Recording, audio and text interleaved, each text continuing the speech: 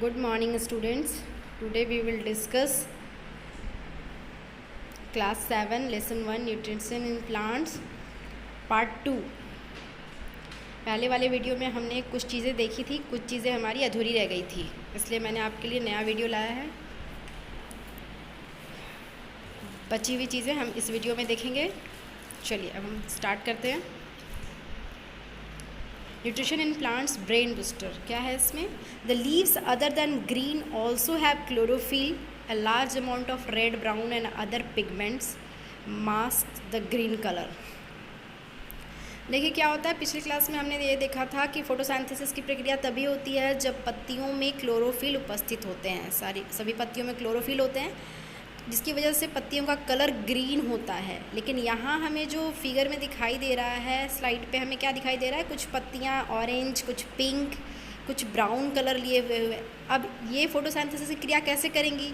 तो यहाँ पे दिखाया गया है आपको क्या कि ये जो ग्रीन कलर जो लीव्स में है, इसके ऊपर रेड और ब्राउन कलर का पिगमेंट मास्क लगा है, मतलब इसके अंदर क्लोरोफिल अभी भी मौजूद है, जिसकी वजह से वो फोटोसिंथेसिस करती हैं। The photosynthesis take place in these leaves also, और ऐसे पत्तियों में भी फोटोसिंथेसिस की प्रक्रिया होती है। चलिए हम नेक्स्ट स्लाइड में देखते हैं। The soil has some bacteria which converts nitrogen from the air into usable nitrogen in the soil. Farmers also add fertilisers containing nitrogen into the soil. ये जो बैक्टीरिया है ये आपको नाइट्रोजन को कन्वर्ट करता है और उसके बाद ये मिट्टी को उपजाऊ बनाता है। Farmers also add fertiliser containing nitrogen in the soil. Farmers जो है मिट्टी को और उपजाऊ बनाने के लिए क्या करते हैं? फर्टिलाइजर्स मिलाते हैं, उर्वरक वगैरह, खाद वगैरह वो देते हैं मिट्टी को ताकि वो और उपजाऊ बने। ये हमारा एक पॉइंट था। दूसरा पॉइंट है plants absorb this nitrogen from the soil along with water and other constituent to prepare proteins and fats. Plants जो हैं वो नाइट्रोजन एब्जॉर्ब करते हैं मिट्टी से, किसके थ्रू? वाटर और अदर मिनरल्स के द्वारा, to prepare protein and fats. अब नेक्स्ट हम देखते हैं nutrients in plants. Heterotrophic nutrition. Heterotrophic nutrition क्या होता है? पहले भी हमने पढ़ा था, पिछले वीडियो में हमने ये देखा था, दो प्रकार के मोड ऑफ न्यूट्रिशन थे। वहाँ पे एक ऑटोट्रॉपिक न्यूट्रिशन था, दूसरा हेट्रोट्रॉपिक न्यूट्रिशन था। ऑटोट्रॉपिक न्यूट्रिशन के बारे में तो हम देख चुके हैं। हेट्रोट्रॉपिक न्यूट्रिशन में क्या होता है? यहाँ देखिए, there are some plants which do not have chlorophyll, they depends on food produced by other plants which is called as heterotrophic mode of nutrition. अभी अब तक हमने ये जाना कि हर पौधों में, पत्तियों में क्लोरोफिल पाया जाता है, जिसकी वजह से वो अपना भोजन स्वयं बनाती हैं और उसको ऑटोट्रॉफ कहते हैं। लेकिन ऑटोट्रॉपिक के अलावा एक हेट्रोट्रॉपिक न्यूट्रिशन भी जो होता है वो प्लांट्स का ही एक न्यूट्रिशन मोड है। तो इसमें क्या होता है कि इन पत्तियों में क्लोरोफिल मौजूद नहीं होता है, और ये देखिए किस तरीके से अपना भोजन बनाने के लिए दूसरे पौधों या जीवों पे निर्भर होती हैं। तो यहाँ पे हेट्रोट्रॉपिक प्लांट्स ये 4 पार्ट में बटे हुए। देखिए ये प्लांट्स ऐसे पैरासाइटिक प्लांट्स, दूसरा है सैप्रोफाइटिक प्लांट्स, तीसरा इंसेक्टिवोरस प्लांट्स और चौथा है सिम्बायोटिक प्लांट्स।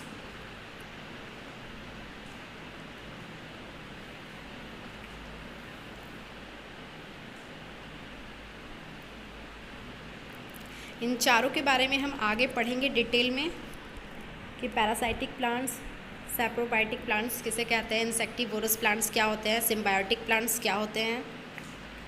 एक एक करके सबको हम आगे देखते हैं। आई होप आप वीडियो को एंजॉय कर रहे होंगे, क्योंकि मैंने इसे बनाने में बहुत नई चीज़ें सीखी हैं और एंजॉय भी किया।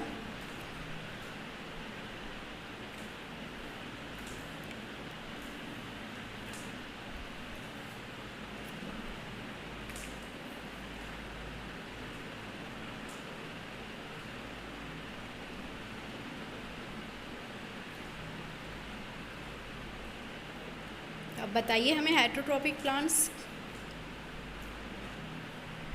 कोई ऐसे हेट्रोट्रॉपिक प्लांट्स का एग्जाम्पल जो आप पढ़े हों। पिचर प्लांट क्या करता है? इंसेक्ट्स, वो इंसेक्ट्स खाने वाला ऐसा पौधा है। चलिए हम यहाँ देखते हैं नेक्स्ट स्लाइड में nutrition plants, parasitic plants. Plants which do not have chlorophyll and can not prepare their own food, they get their food from other plants called host. कसकट्टा, देखिए यहाँ पे कसकट्टा क्या है? एक एग्जाम्पल है पौधे का जिसमें क्लोरोफिल नहीं पाया जाता है और वो अपना भोजन स्वयं बनाता भी नहीं है, लेकिन अपने भोजन के लिए वो दूसरे पौधों पर निर्भर होता है। They get their food from other plants called host. दूसरे पौधों पे निर्भर होता है ना, उस जिस पौधे पे ये निर्भर हैं ये प्लांट्स, उनको क्या कहते हैं? होस्ट। इसका एग्जाम्पल क्या है? यहाँ पे दिया है कसकट्टा, और भी एग्जाम्पल होगा, आप फाइंड आउट करेंगे। यहाँ देख रहे हैं 3 फिगर आपको दिखाया गया है। एक जो है आपका लीफ वाला प्लांट्स है और उसमें एक लत्ती, वो जैसे करेले में आपकी पतली पतली क्लाइंबर में होती है, पतली पतली वायर जैसी, वैसे ही यहाँ लिपटी हुई है। और वो जिनमें लिपटी है वो कौन सा प्लांट है? होस्ट प्लांट है।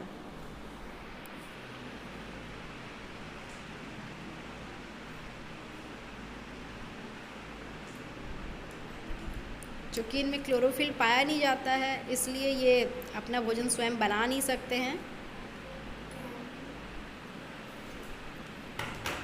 चलिए अब हम आगे देखते हैं सैप्रोफाइटिक प्लांट्स। अब सैप्रोफाइटिक प्लांट्स किसे कहते हैं?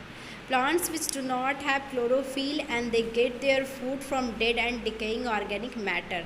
प्लांट्स, अब यहाँ भी बात वही आ रही है, यानी कि हेट्रोट्रॉफिक प्लांट्स जितने भी हैं, उसमें 4 काइंड हमने पढ़ा, उसमें जितने 4 काइंड के प्लांट्स हैं, इन चारों में क्लोरोफिल नहीं पाया जाता है। सब में बार बार एक ही जिक्र आ रहा है कि इनमें क्लोरोफिल नहीं पाया जाता और ये अपना भोजन स्वयं नहीं बना सकते हैं। ये क्या करते हैं? ये सैप्रोफाइटिक प्लांट्स क्या होता है? ये इनमें जो है ये डेड और डिकेइंग ऑर्गेनिक मैटर के थ्रू फूड, अपना फूड ग्रहण करते हैं। एग्जाम्पल के तौर पे यहाँ देखिए मशरूम और ब्रेड मोल्ड दिया हुआ है। मशरूम भी जो है अपना भोजन स्वयं ग्रहण नहीं करता है, उसमें भी ग्रीन पिगमेंट क्लोरोफिल नहीं पाया जाता है, तो वो भी डिकेइंग मतलब सड़ी गली जो ज़मीन में होती है, सड़ी गली चीज़ें, उनसे ही वो अपना भोजन तैयार कर लेते हैं।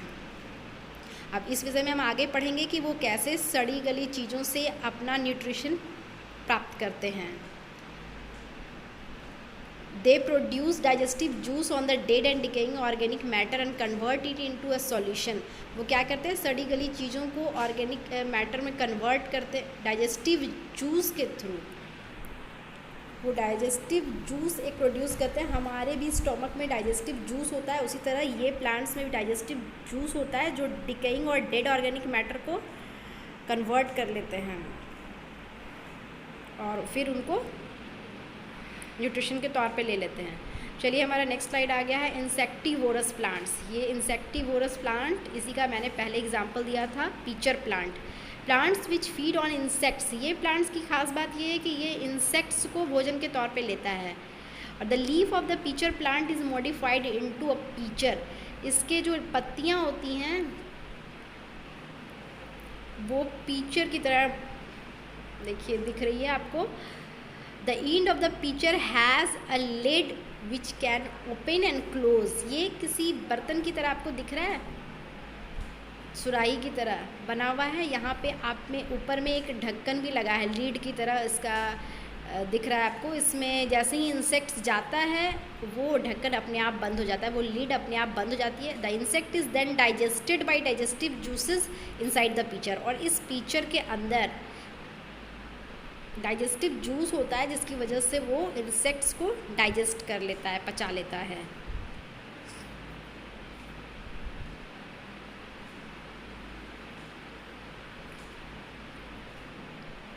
नेक्स्ट है सिम्बायोटिक रिलेशनशिप। सिम्बायोटिक रिलेशनशिप क्या होता है? न्यूट्रिशन प्लांट्स का सिम्बायोटिक रिलेशनशिप जानना बहुत ज़रूरी है। ये सिम्बायोटिक रिलेशनशिप होता है कि इसमें पार्टनर जैसे कि क्या बोलते हैं, हम एक बिज़नेस करते हैं तो बिज़नेस में दो तरह के पार्टनर होते हैं, एक हम हैं, एक हमारे फ्रेंड हैं। तो उसमें हम दोनों को ही फ़ायदा होता है, ऐसा नहीं है कि हमें फ़ायदा हो रहा है, हमारे पार्टनर को उसमें नुकसान हो रहा है। अगर ऐसा होगा तो क्या होगा, आपका पार्टनर आपको लीव कर लेगा, उस बिज़नेस से वो लीव कर लेगा खुद को, वो उस बिज़नेस में आगे नहीं रह पाएगा। लेकिन ऐसा इस प्लांट्स के साथ नहीं होता है। इन प्लांट्स में क्या होता है, इनकी रिलेशनशिप बहुत ही हेल्दी होती है, दोनों एक दूसरे को बेनिफिट देते हैं। देखिए हम इसमें क्या आगे लिखा है, some plants live together and share shelter and nutrients. यहाँ पे क्या होता है, कुछ प्लांट्स ऐसे होते हैं जो एक दूसरे को शेयर करते हैं, शेल्टर भी यानी रहने के लिए स्थान भी देते हैं, और पोषक तत्व भी देते हैं, पोषण भी देते हैं, भोजन भी। फॉर एग्जाम्पल के लिए यहाँ दिया है lichens. In lichens and alga and a fungus live together. Lichens में क्या होता है, एल्गा और फंगस एक साथ रहते हैं। The fungus provide shelter water and minerals to the alga. Fungus जो है एल्गा को रहने के लिए भोजन, पानी और मिनरल्स वगैरह देता है। The alga provide food to the fungus which it prepare by photosynthesis. और एल्गा जो है फंगस को भोजन देता है जो ये फोटोसिंथेसिस के द्वारा बनाता है। In this type of relationship both partners are benefited. और इस तरह के रिलेशनशिप में क्या होता है, इस तरह के सहसंबंध, ऐसे सहसंबंधों में क्या होता है कि वो दोनों को फ़ायदा होता है। अगर एक हमारे लिए कुछ कर रहा है तो हम भी उसके लिए कुछ करते हैं, वैसा ही ये दोनों हाथ से तालियां बजने वाली कहानी है इसमें। ऐसा नहीं है कि एक को फ़ायदा हो रहा है और दूसरा बस उसके साथ चिपका पड़ा है।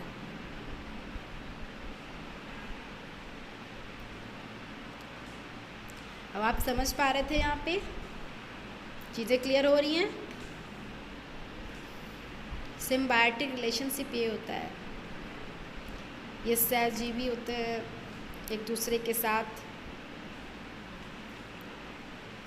Nutrition in plants, how nutrients are replenished in the soil. अब यहाँ पे देखिए मिट्टी में कैसे न्यूट्रिएंट्स जो होता है, क्या क्या काम होता है, ये दोनों कैसे एक दूसरे के पूरक हैं। Plants absorb nutrients from the soil. Plants क्या करता है, मिट्टी से न्यूट्रिएंट्स तो प्राप्त करता है। So the nutrients in the soil decreases. अब क्या होता है, जब प्लांट्स न्यूट्रिएंट्स सॉइल से ले लेता है तो उस स्थिति में मिट्टी की उर्वरा शक्ति जो है वो धीरे धीरे घटने लगती है। Thus farmers add manures and fertilisers to the soil to increase the nutrients in the soil. अब क्या करते हैं किसान, इनमें खाद, उर्वरक ये सब मिलाकर इनके उर्वरक क्षमता को बढ़ाते हैं इनके।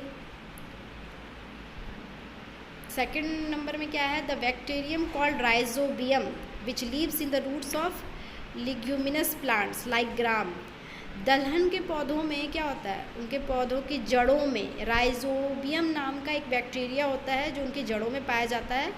और ये क्या करता है, it converts nitrogen from the air into soluble form in the soil. ये क्या करता है, नाइट्रोजन को एयर से कन्वर्ट कर देता है सॉल्युबल फॉर्म में इन the soil and makes the soil rich in nitrogen. और उसके बाद मिट्टी में नाइट्रोजन की मात्रा को बढ़ा देता है।